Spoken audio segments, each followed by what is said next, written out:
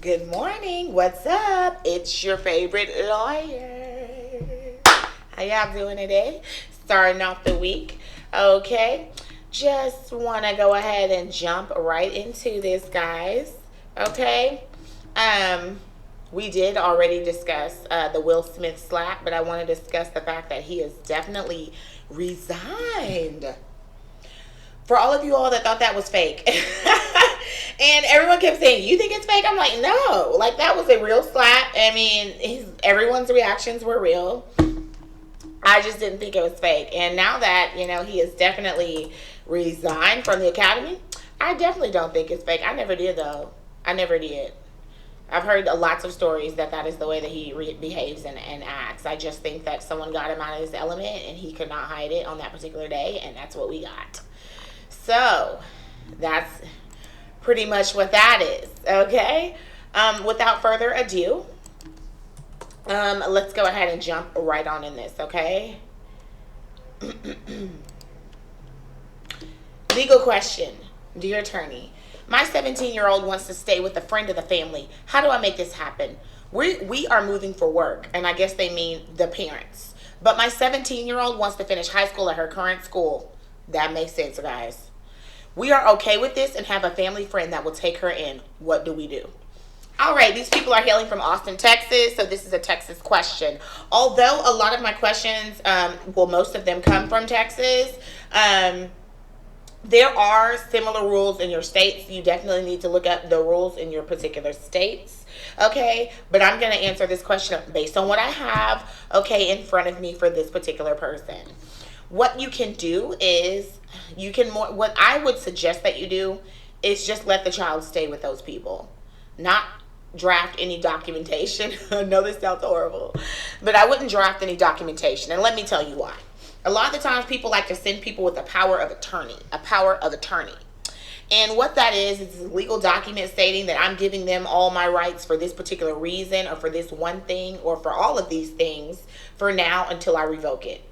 People like to transfer children with the power of attorney, especially when there are people that go to jail or people that go out of town, and things of that nature. With these parents, number one, the child is 17. I would not give a power of attorney to the other individuals because you don't need to give up your rights as a parent. You are still able-bodied. You are willing. You are able. You're just simply moving to another state or another city and allowing this child to remain behind. Therefore, I would not give up any of my rights because when you give that power of attorney to someone else, it allows them to kind of make decisions for that child in the interim. Because if they get that power of attorney and they take it to a doctor's office or they take that power of attorney to a school, it will work. So you don't want to give them your rights over the child fully. All you want to do is allow the child to stay at their house. And if they're open and willing and allowing your child to stay at their house, I don't think there needs to be any documentation. In addition, power of attorneys don't work for legal purposes. Well, in court, other than to help the judge, in my opinion, or a jury, whatever fact finder you're in front of, know that you definitely gave your child to somebody else. So that if they try to file the legal paperwork in order to get child support or anything against you, they have what they need. You have definitely voluntarily relinquished your parental duties and rights to that individual by giving them a power of attorney. So you don't want to just give those out willy-nilly. Now, if you are going to jail or something along those lines, you definitely want to give your parent or the family member a power of attorney at least, because it allows them to be able to do what they need to do for your child while you are incarcerated, and they will need to be able to do what they need to do for your child because you're not somebody that they can call and get assistance from. You can't fax things to the doctor. You can't be on a phone. You can't be video at beck and call. Okay? So they will need it because you're locked up and on the inside. That's the only time that I suggest that you transfer paperwork with the child.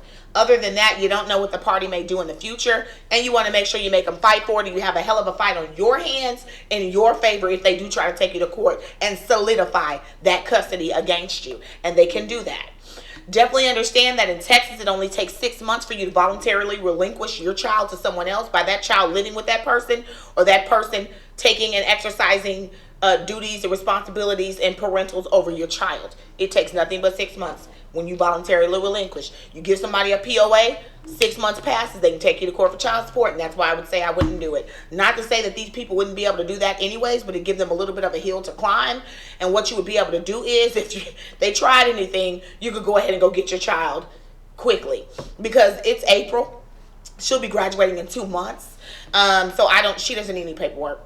She doesn't need any, and don't give it to them in case, just don't. Okay? Moving along. Well, and I can't tell you what to do. I'm just telling you what I would do in that situation. Okay? Moving along, guys. Moving along. Let's get a criminal defense question going. Dear attorney, if out on 2 separate felony bonds and get revoked for not knowing your court date because our lawyer gave us the wrong court date, can this happen? Can my bond get revoked because my lawyer gave me the wrong court date? Guys, here's the thing. I'm going to answer this question, and I'm going to get my gavel out, and I'm going to tell you why I'm getting the gavel out once I get it. Okay? Let me get it out, and let me tell you.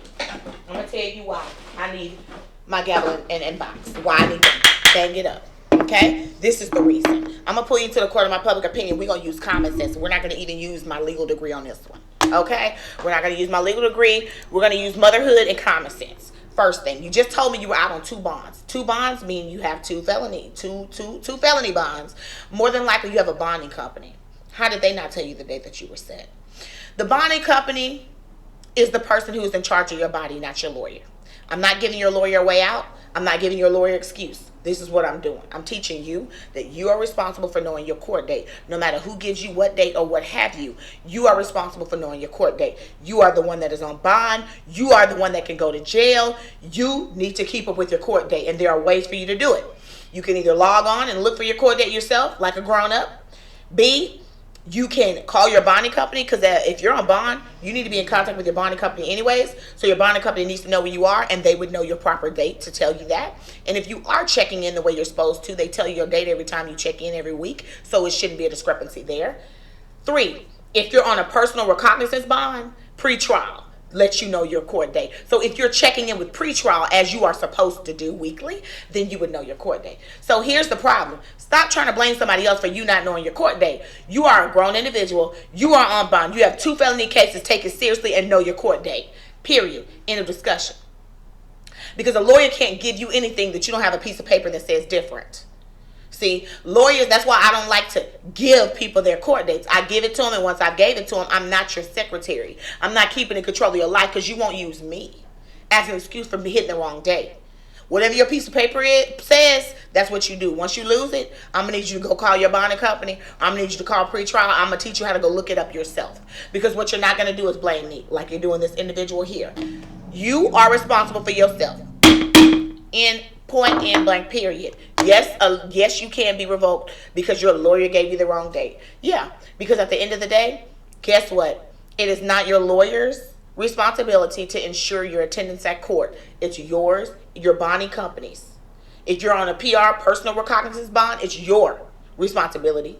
And if you're on a bond, it's your bond company's responsibility, not your lawyer's. We got a lot going on. We do a lot. People misspeak. But guess what cannot misspeak?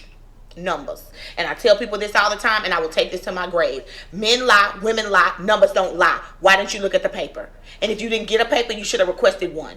This is your life. Worry about yourself, not what everybody else has done wrong. I want you to search inside of yourself and know that that is your own fault, that you got the wrong date because you didn't have numbers in front of you. You didn't get numbers.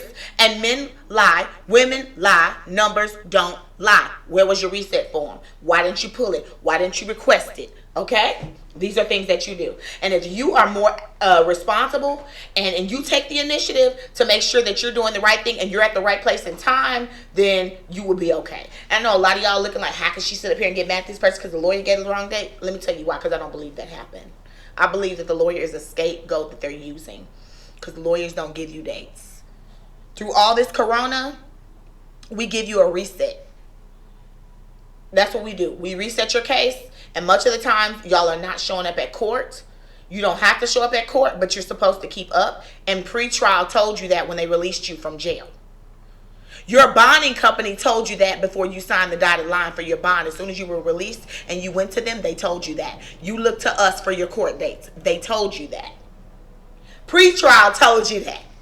Nobody said look to your lawyer for your court date. When you got bonded out of jail, you had no lawyer that gave you a court date. Your bonding company or pre-trial gave you that date, and that's the same person you need to be looking to each time, unless you are standing next to your lawyer. You are at court with your lawyer and they hand you a piece of paper. Other than that, you're on your own with those dates. And I told them don't call me because I ain't a secretary. I don't work for Harris County. I don't work for Montgomery County. I don't work for Fort Bend County. And I don't keep up with people's court dates. I know what day I'm supposed to be there. It's on my calendar. But you keep up with your own court. I have had this happen. And it's only with my criminal clients that I have this problem. Only with my criminal clients that I have this problem. Because with my civil clients, they want to see a piece of paper. I send them the paper and they go by the numbers on the paper, and we don't have that issue. Criminal clients, oh, I threw it away. I lost it. My email's blocked. I didn't get it. It's all types of reasons, and then they don't care to go get it because, see, most of the time they're paying for it, but most of the time when you're in a criminal issue anyways, half the time you don't care sometimes. Y'all don't take it and you don't think it's important. You know, it's something you either hiding from, running from, shucking and driving from anyway, so you'd rather not deal with it, so you got lots of excuses. Civil people are fighting over money and children, so they're going to make sure they're there. That's why. Okay? So, with that being said, I'm going to go ahead and shut this down. I don't want to keep these too long. I need to keep them short and underneath a certain time limit as you all have requested. Y'all have a fantastic day. Okay? Always know that you are welcome to come to my court of public opinion. Okay? The people versus you. Her, he, or she, and we have no problem ruling. Right, folks? Anybody who has any comments, whether you agree or disagree, feel welcome to list your comments at the bottom. Guys, we're not going to fight each other. We're going to be open and receiving all comments, okay? And we're going to be nice to everybody on the channel, right? I know sometimes things get heated, especially with things, you know, that are in our hearts, like our beliefs, because we believe that, you know, our beliefs are infallible to us. But respect everybody. Respect everybody. I don't block people. That's not something that I do. I'm never going to block you from my channel. But I'm going to ask that you please be nice. And everybody put your thoughts. But I don't want anybody afraid to voice their opinion. I don't like that. So y'all have a fantastic day. Again, have a great week. Thank you. Make sure you like, make sure you subscribe, make sure you hit the notifications button so anytime I upload something, you're right there to watch it. Okay? And you guys have a fantastic day. And remember that if you want to ask me a question, okay, you have any questions about anything, just make sure you email me, booker@bookerlawfirm.com, put YouTube show in the heading, shoot that question, and I will throw you an answer. Have a fantastic day, guys, again for the 50th time. Bye.